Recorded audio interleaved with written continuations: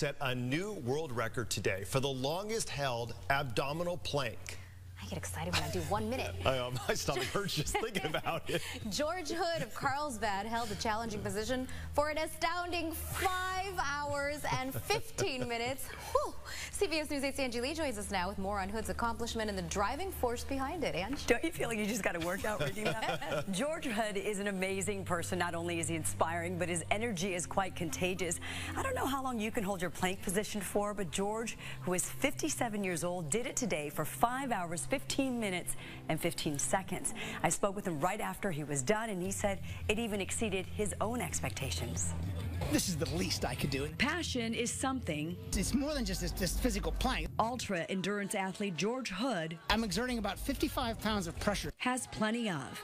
At 57 and in the best shape of his life, George is trying to set a new world record for the longest held abdominal plank. 2 hours in, I'm into the uncomfortable stage now. Pain starts to set in. I look for every bit of distraction that I can get. Distractions come in the form of music, visits, little gifts. But whatever you do, don't tell George the time.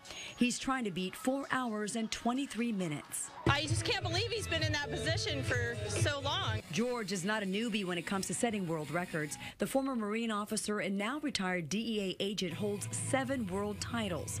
The Carlsbad resident is trying to raise money to benefit the Semper Fi Fund for injured Marines. They're my heroes. They really are.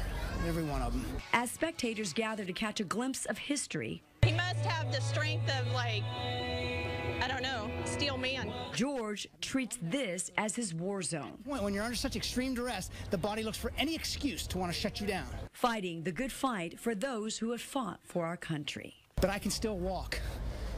There are Marines who've come back from the fight with no feet, no toes. His efficient crew has it dialed in, placing ice chips under his elbows and keeping him hydrated.